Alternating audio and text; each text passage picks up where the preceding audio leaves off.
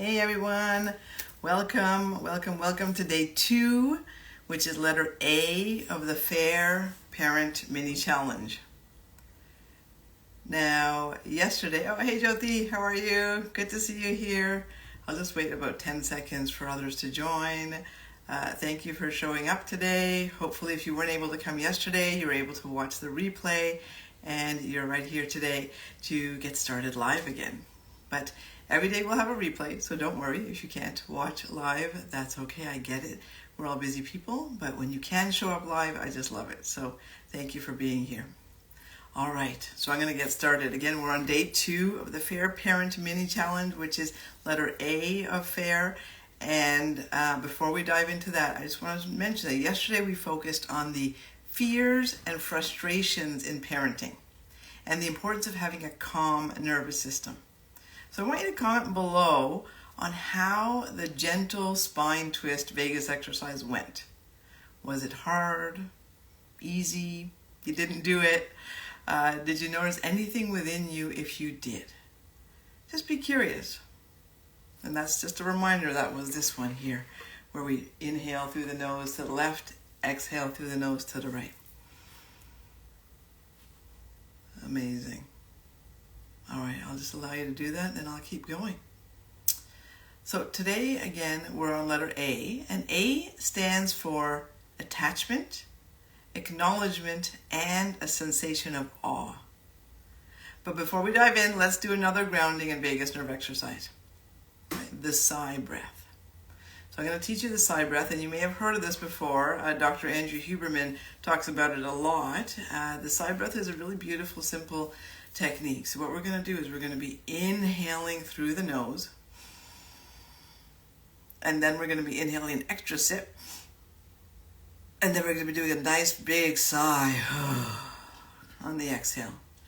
This is one that we're going to be exhaling through the mouth, actually, which is unusual, but this one is a mouth one. Hi, Falak, I see you. So let's inhale again. We're going to do this 3 times in total. We're going to inhale, and an extra sip, and feel yourself grounding into that. We're going to do it again, and one more time, and feel those shoulders drop as you're exhaling. Fantastic. All right. So now that we're ready to learn, I'm going to turn around and let my dog out the door because she's scratching. So give me 1 second. Okay, come on, sit. Beautiful. Thank you. All right, so now that we're ready to learn, we cannot be a fair parent if we don't discuss what the foundation to parenting unconditionally confident kids is. Bottom line, attachment. Dr. Dan Siegel, who is an expert in parenting and attachment, he summarizes what a child needs from us to thrive. And it's called having a secure attachment. And he shares 3 major components of helping our children develop a secure attachment with us. They are to feel seen, soothed or comforted, and safe. And when we provide our children with those 3 things, they develop a secure attachment to us, and in turn internalize a state of calm and ultimately confidence. So today we're going to focus on 2 ways to help our children feel seen, specifically seen: acknowledgement and awe. Now for many of us, we were raised to be seen, not heard. Sound familiar? That is not the seen that we are referring to here today. Seeing our children means acknowledging them both through words and through our nonverbal energy. So why both words and nonverbal energy? Because research shows that words themselves only convey 7% of what we're trying to say. 38% of communication comes from tone of voice, which I will be talking about in future days of the challenge, and 55% comes from body language. So how do we help our children feel seen? Well, let's start with the verbal piece, acknowledgement through words. So imagine this. Your child walks by, maybe they're just going to get something, and then you just simply say their name. So in my case, I would say, Talina, you're amazing. Now, depending on their age, they may laugh and roll their eyes at you thinking you've lost your mind. Or if they're little, they may soak it all up.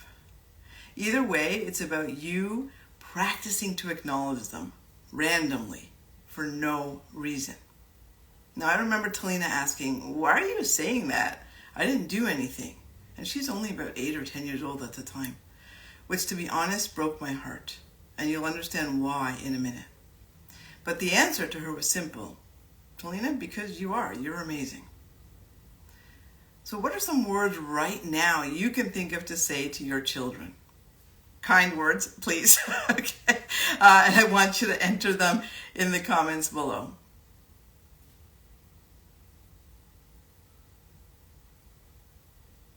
Maybe you'll say, "Wonderful. You know what, Talina, you're wonderful." Or maybe the word awesome is a lovely word. Or how about the word lovely itself? Something like "you're fabulous" could also be a wonderful way to acknowledge them. Now you might say to me, "But I always tell my kids how amazing they are when they get good grades or create, a great piece of art, practice piano. Doesn't that matter?" And of course that matters. It definitely matters. And that's all good. But what they quickly learn is that they're only amazing when they do something.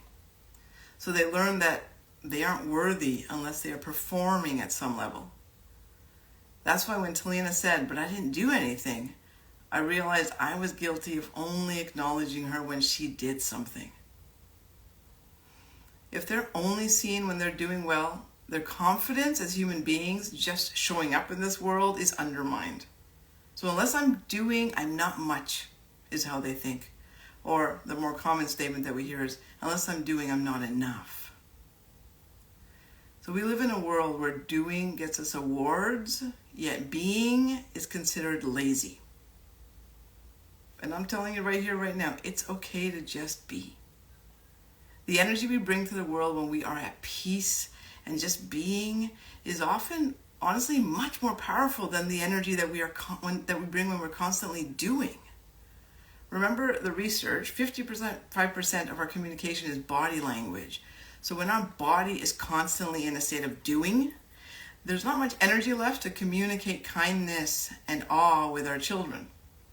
All they get is a parent who is exhausted and constantly telling them what to do. Being seen, honestly, is just missing. Now, I recognize that there is a lot to get done. I'm not saying there isn't. I'm not asking you to pack your bags and move to a remote area in the Himalayas and pretend there's nothing to do. What I am asking you to do is pause every once in a while for a minute or two to see your child, truly see them.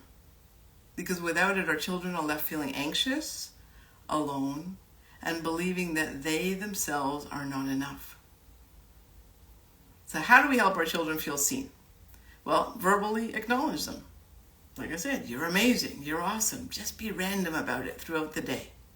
Now, I want you to try this at least once between now and tomorrow's live. And that's going to be the challenge for today, right? But if you're interested in up-leveling it a little bit and also trying to see them non-verbally, I invite you to consider bringing an energy of awe to the table. And you can literally bring it to the table, like the dinner table. So when they're having dinner, pause for a moment and see if you can be in awe of them right then. The fact that they exist in front of you. The energy of awe is a beautiful one. It's a state of fascination. Now, to remind you of what awe feels like, because we're always so busy, I want you to just take a moment right now and imagine a time when you felt in awe of or fascinated by something or someone. Maybe it was a gorgeous sunset. Maybe when your child smiled at you for the first time as an infant. Let's pause right now and remember the feeling.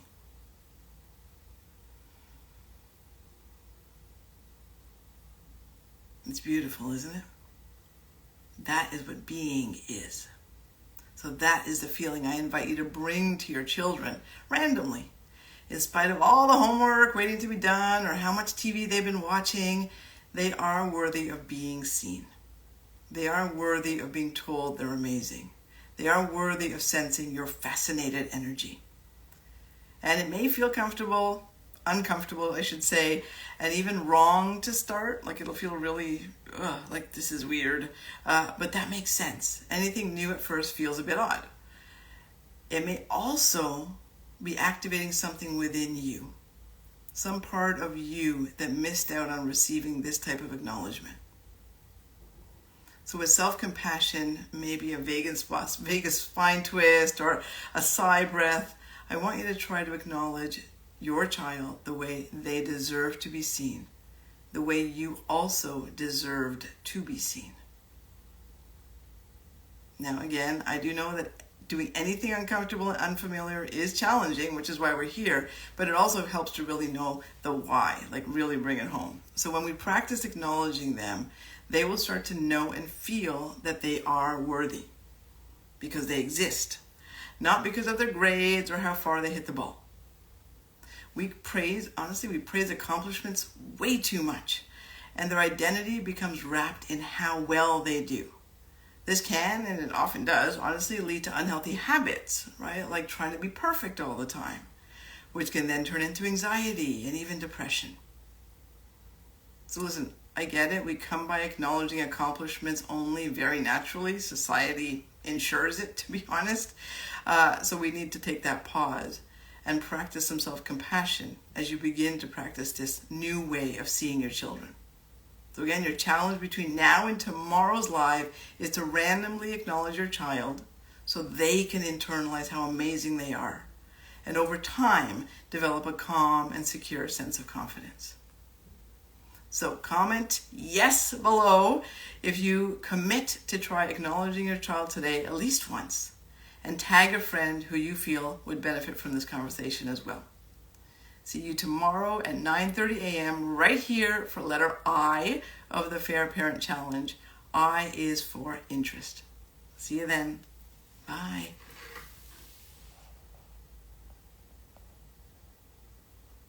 Every day.